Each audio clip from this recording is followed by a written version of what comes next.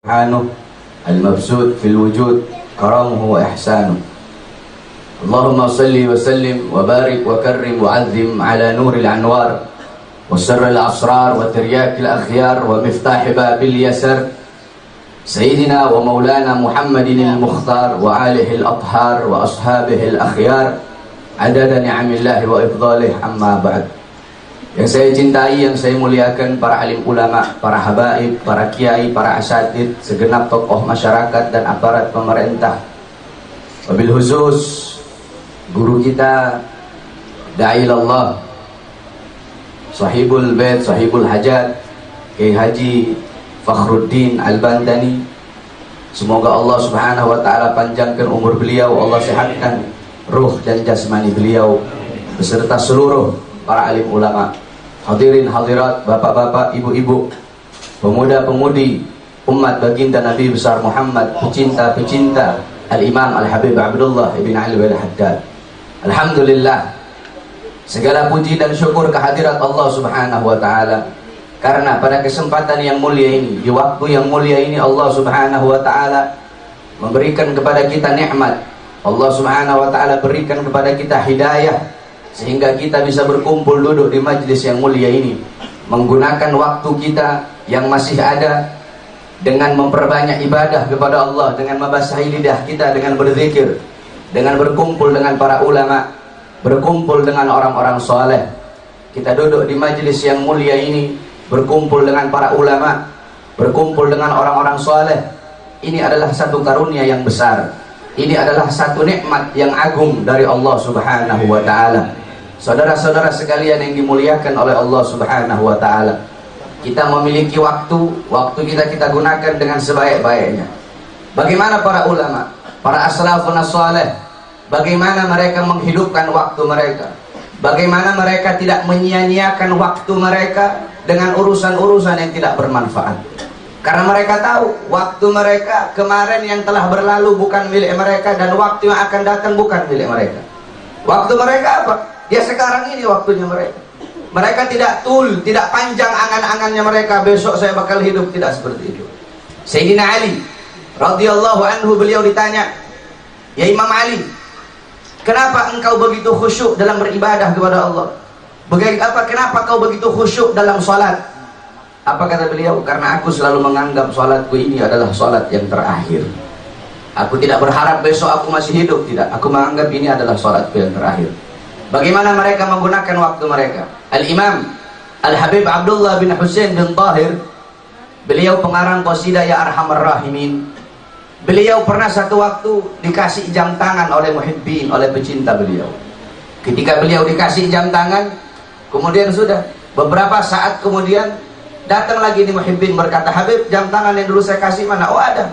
Ketika dilihat, "Loh Habib, ini kok jam tangannya mati?" "Iya, saya tidak tahu bagaimana cara menghidupkannya." Dilihat sama muhibbin itu, sama yang ngasih jam tangan, "Oh Habib, ini Habib harus ganti baterainya." Apa jawab beliau? Apa jawab seorang manusia yang tidak pernah menyia-nyiakan waktunya? "Aku tidak punya waktu untuk mengganti baterai jam tangan." Waktu beliau gunakan untuk beribadah kepada Allah Subhanahu wa taala. Bahkan untuk mengganti baterai jam tangan, beliau tidak punya waktu, saudara-saudara. Al-Imam Al-Habib Ahmad bin Hasan Al-Attas, beliau pernah berkata, "Aku pernah menemukan catatan dari seorang wanita yang berbangsa Al-Amudi, dari kabilah Al-Amudi. Wanita itu menulis syarah kitab manhajnya Al-Imam Subki, itu ada 6 jilid, dengan tangan beliau. Di akhir tulisan beliau berkata seperti ini, "Mohon maaf, jikalau, tolong mohon diberikan uzur jikalau ada kata-kata yang salah, karena aku menulis tulisan ini dalam keadaan menyusui." Lihat bagaimana wanita di sana. Bahkan dalam keadaan menyusu, tidak mau dia buang-buang waktunya, saudara-saudara. Bahkan beliau gunakan untuk menulis syarah kitab manhaj Al-Imam Subki. Apa kata Imam Ghazali? "Waktu, umur itu adalah modal utamaku. Waktu, umur itu modal utamaku. Jikalau aku kehabisan waktuku, jikalau aku kehabisan umurku, habis sudah modalku." Oleh karena itu, saudara-saudara, gunakan kamu punya waktu beribadah kepada Allah. Jangan kamu sia-siakan dengan urusan-urusan yang tidak bermanfaat. Bagaimana keadaan mereka orang-orang soleh menghidupkan waktu-waktunya? Al-Imam Al-Habib Muhammad Ibn Ali Maula Aidid, bainal maghrib wal isya, di antara maghrib dan isya beliau membaca Qul huwallahu ahad surat Al-Ikhlas 25.000 kali. Tidak, beliau baca 3.000 kali. Al-Imam Al-Habib Abdullah bin Husain bin Tahir setiap hari beliau baca La ilaha illallah 25.000 kali.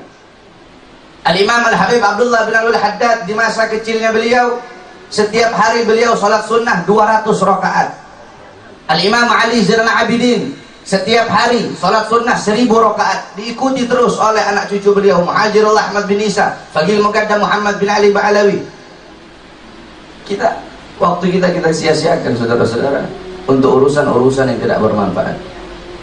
Syekh Abu Bakar bin Salim 40 tahun beliau salat subuh dengan wudu isya. Al-Imam Muhammad Maulad Dawilah 25 tahun beliau salat subuh dengan wudu isya. Ini keadaan mereka orang-orang saleh. Kamu, saya dan kalian, kita salat subuh dengan wudu duha. Subuhnya pakai wudu duha. Al-Habib Umar ibn Zain bin Smith 16 tahun tidak pernah meletakkan punggungnya di satu benda apapun.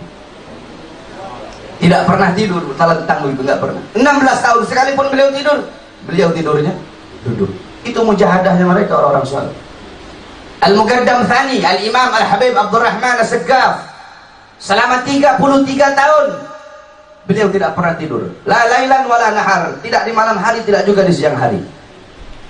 Kenapa saudara-saudara? Kata beliau, bagaimana mungkin aku bisa tidur ketika aku melihat ke kanan, aku melihat sorga, aku melihat ke kiri, aku melihat neraka, aku mengangkat kepala aku ke atas, aku melihat arsy. Itu keadaan beliau-beliau orang-orang soleh. Maka jadikan beliau sebagai uswahmu, sebagai qudwahmu.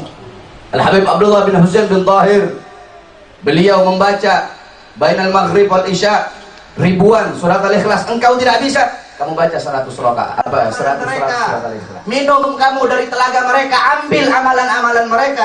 Dengan kamu mengikuti mereka, bisa saja Allah mencintaimu sebagaimana Allah mencintai mereka. Apa-apa yang Allah berikan kepada mereka, Allah berikan kepadamu dengan kamu mengikuti dan mencintai mereka. Si fulan, Allah kasih keramat, kamu ikut beliau, kamu cinta beliau, bisa juga kamu Allah kasih keramat. Allah kasih mereka ilmu laduni, bisa juga kamu Allah kasih ilmu laduni. Allah kasih mereka ilmu wahbi, bisa juga kamu Allah kasih ilmu wahbi. Di Sulawesi kami punya guru Al-Habib Idrus bin Salim Al-Jufri, guru tua pesantren Al-Khairat. Saya 12 tahun mondok di sana. Itu beliau, ini zaman dulu beliau itu punya satu murid namanya Haji Abdul Rahim. Ini muridnya taat, nurut sama Habib Idrus.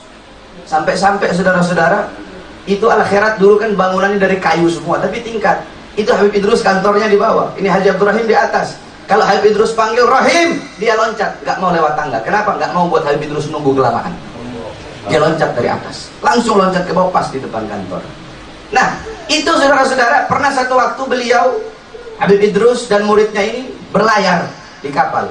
Ketika berlayar, tiba-tiba di tengah laut lepas, itu imamah sorban Habib Idrus jatuh. Sorban Habib Idrus jatuh ke laut.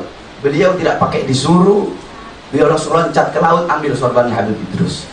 Ketika beliau loncat, ambil sorbannya Habib Idrus, naik lagi ke kapal. Orang satu kapal semua melihat beliau. Kenapa saudara-saudara? Tidak ada satu titik pun basah. Ternyata dia jalan di atas laut. Kenapa dia dapat karamah?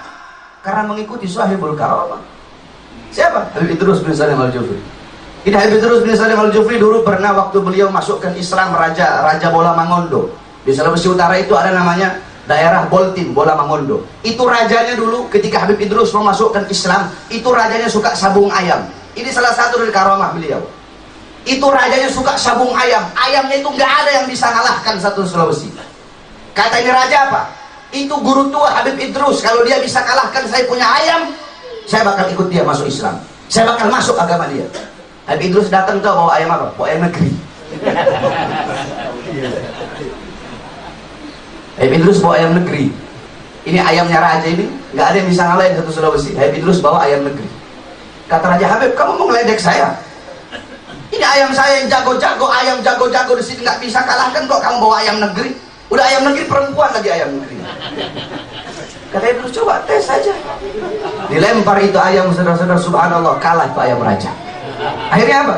Beliau masuk Islam. Itu salah satu dari karamah. Nah, murid beliau mendapatkan karamah. Kenapa? Karena mengikuti beliau. Apa-apa yang Allah berikan kepada beliau bisa jadi Allah Subhanahu wa taala berikan kepadamu. Oleh karena itu, saudara-saudara sekalian yang dimuliakan oleh Allah Subhanahu wa taala, ikuti beliau.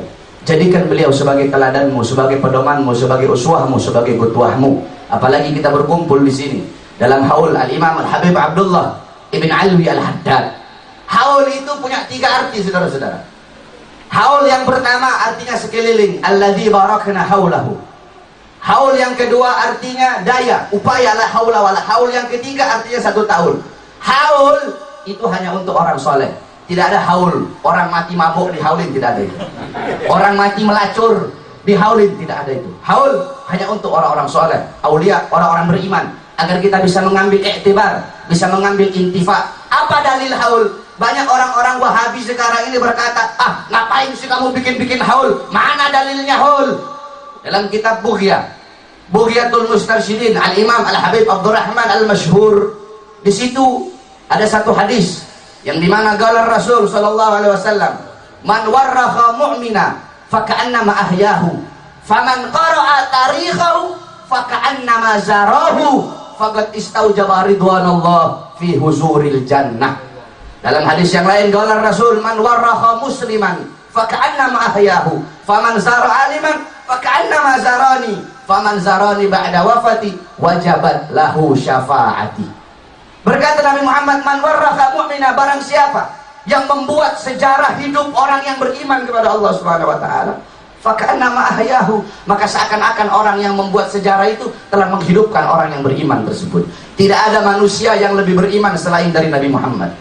Manusia yang paling beriman kepada Allah Nabi Muhammad. Al-Imam Ad-Dibai membuat sejarah hidup beliau, maka seakan-akan Imam Ad-Dibai telah menghidupkan Nabi Muhammad. Al-Imam Barzanji membuat sejarah hidup Nabi, maka seakan-akan beliau telah menghidupkan Nabi Muhammad. Al-Habib Ali bin Al-Habib Ali bin Muhammad Al-Habsyi membuat sejarah hidup Nabi, maka seakan-akan beliau telah menghidupkan Nabi Muhammad. Al-Imam Ibnu Jarir At-Tabari membuat sejarah hidup Nabi, maka seakan-akan beliau telah menghidupkan Nabi Muhammad. Al-Habib Muhammad bin Alwi Al-Maliki membuat sejarah Isra Mi'rajnya Nabi dalam kitab Al-Anwar Al-Bahiyahnya, maka seakan-akan beliau telah menghidupkan Nabi Muhammad SAW.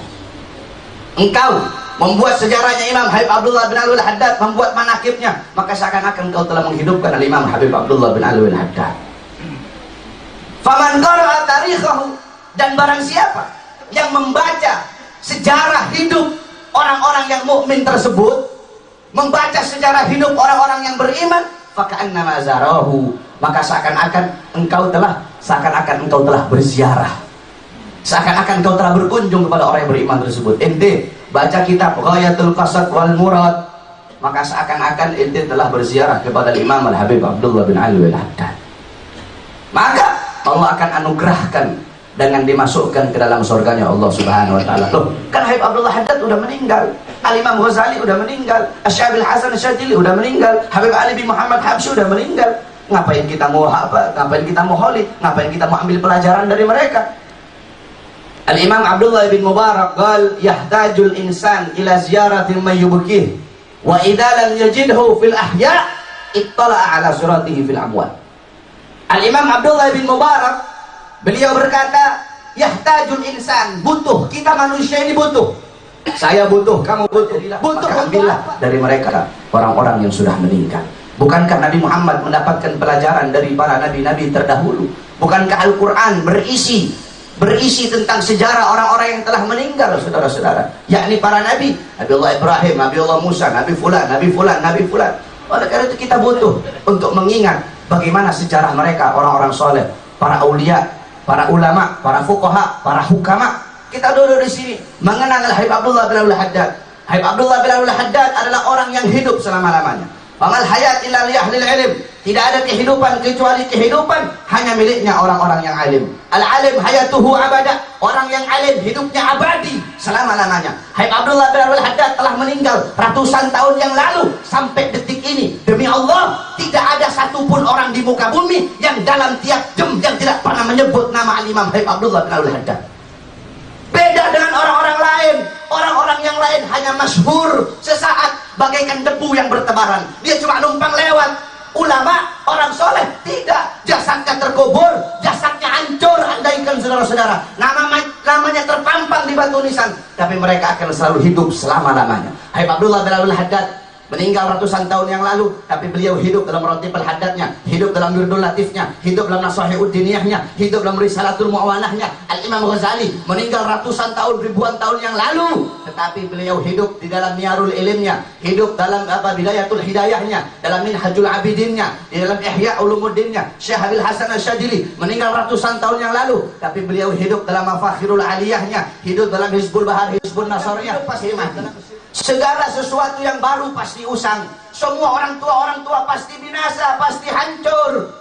Ana mayitatun, aku nantinya mati, aku nantinya jadi mayat. Fadikribak, tetapi mengenangku akan abadi sepanjang zaman. Kenapa? Faqad taraktu khaira, karena aku telah meninggalkan kebaikan. Siapa kebaikan yang aku tinggalkan? Nabi Muhammad. Wa walatu tuhra, aku telah melahirkan anak yang suci. Siapa? Nabi Muhammad. Sehingga setiap orang yang mengenang Nabi, ente mengenang Nabi, Nabi Muhammad tidak bisa dilepaskan dari ibu beliau Sayyidatuna Aminah. Tetapi sayang, orang-orang sekarang, banyak orang-orang mengatakan apa? Golongan-golongan yang paling sok pinter mengatakan apa? Ayahnya Nabi, ibunya Nabi finnar, bapak ibunya Nabi dalam neraka. Ini orang sok pinter, ini orang-orang tidak punya adab, tidak punya akhlak kepada Nabi Muhammad SAW. Saudara-saudara, Abdullah ibn Zubair pernah meminum darah Nabi Muhammad SAW. Diharamkan baginya untuk masuk neraka, dijamin surganya oleh Nabi Muhammad SAW. Banyak lagi para sahabat-sahabat yang pernah meminum darah Nabi Muhammad SAW, dijamin mereka tidak akan disentuh oleh api neraka. Itu para sahabat meminum darah Nabi, dijamin masuk surga. Ukasha mencium perut Nabi, dijamin masuk surga, tidak akan tersentuh oleh api neraka. Bagaimana mungkin ya darah dagingnya Nabi, yang dimana Nabi Muhammad darah dagingnya, bagaimana mungkin akan disentuh oleh api neraka, saudara-saudara? Kalau ibunya Nabi masuk neraka, neraka tidak akan bisa menyentuh tubuh suci daripada Sayyidatuna Aminah. Kalau neraka tidak bisa menyentuh tubuh beliau, sia-sia Allah ciptakan neraka. Sedangkan Maha Suci Allah, Allah tidak akan menciptakan sesuatu yang sia-sia, saudara-saudara. Oleh karena itu, saudara-saudara, kita mengenang Haul Al-Habib Abdullah bin Al-Haddad agar kita bisa mengambil i'tibar, mengambil pelajaran dari kisah hidup beliau. Semoga kita bisa mengambil i'tibar, bisa mengambil intifa, menjadikan beliau sebagai qudwah, sebagai uswah, sebagai imam kita. Yang terakhir, saudara-saudara, ini hari 17 Agustus, hari kemerdekaan Indonesia. Ketahuilah, saudara-saudaraku sekalian yang dimuliakan oleh Allah Subhanahu wa taala, gerbang kemerdekaan Indonesia, pintu kemerdekaan Indonesia itu terbuka bukan dengan perjuangan Cina, bukan dengan perjuangan orang-orang munafik, bukan dengan perjuangan pengkhianat, tetapi pintu gerbang kemerdekaan Indonesia bisa terbuka dengan perjuangan para ulama, perjuangan para pahlawan, perjuangan para kiai, perjuangan para santri, perjuangan para pemuda-pemuda yang cinta dengan tanah airnya. Saudara-saudara, tanah air Indonesia, tanah Indonesia telah dicuci dengan darahnya para syuhada. Tanah Indonesia telah dicuci dengan darah para ulama. Tanah Indonesia telah dicuci dengan darah para pahlawan. Jangan seenaknya kamu pejabat-pejabat sekarang, seenak-enaknya kamu kotori ini negeri. Jangan seenak-enaknya kamu jadi pengkhianat ini bangsa. Jangan seenak-enaknya kamu jadi pendusta. Jangan seenak-enaknya kamu khianati bangsamu sendiri. Bukankah dulu Soekarno berkata apa? Apa kata-katanya Soekarno? Aku gampang cuma ngelawan penjajah, tapi kamu nanti yang akan datang, kamu susah karena kamu bakal melawan bangsamu sendiri. Gerbang kemerdekaan Indonesia terbuka dengan darah para ulama, telah dicuci dengan darah para ulama, saudara-saudara. Oleh karena itu, bagaimana para bapak-bapak pendiri bangsa, Soekarno, Bung Tomo, bagaimana dengan Bung Hatta dan lain-lainnya? Aku titipkan ini bangsa, aku titipkan ini negeri kepada kalian. tetapi yang dititipi tidak becus, yang dititipi pengkhianat, yang dititipi bangsat, yang dititipi koruptor, saudara-saudara. Jangan seenak-enaknya kamu. Para pahlawan, para ulama berjuang mengorbankan jiwa, nyawa, darahnya demi membela ini negeri, demi membela ini tanah air. Sekarang kamu jadi antek-antek Cina, sekarang kamu jadi antek-antek asing. Kamu jual ini negeri, kamu jual ini negeri kepada orang-orang barat. Saudara-saudara, kita belum merdeka, saudara-saudara. Merdeka dari penjajah, iya, kita telah merdeka dari penjajah. Tetapi merdeka dari Cina, kamu belum merdeka dari Cina. Kamu belum merdeka dari asing. Kamu belum merdeka dari perzinahan. Kamu belum merdeka dari koruptor. Kamu belum merdeka dari pencuri. Kamu belum merdeka dari penzina. Kamu belum merdeka dari narkoba. Belum merdeka dari tempat maksiat. Belum merdeka dari pelacuran. Belum. Kamu bangga dengan kamu punya bintang. Jangan kamu bangga dengan kamu punya pangkat. Di atas kamu ada Allah. Idza magalani rabbi amastahyaita ta'zini wa tukhfi dhanbi an khalqi wa bil isyani ta'dini. Bagaimana kalau Allah bertanya kepadaku, idza magalani rabbi, bagaimana Allah nanya kepada saya, hei Bahar bin Smith, ya fulan, ya fulan, ya fulan, amastahyaita ta'zini, kamu tidak malu berbuat dosa kepadaku? Hei Bahar, ente gak malu suruh orang sholat, ente gak sholat? Hei Bahar, ente gak malu suruh orang jangan zina, ente zina? Hei Bahar, ente gak malu gaulin bila amalin, ente berkata sesuatu yang tidak ente amalkan, ente melarang sesuatu yang ente lakukan? Hei fulan, hei pejabat, hei. Allah tanya satu persatu, saudara-saudara.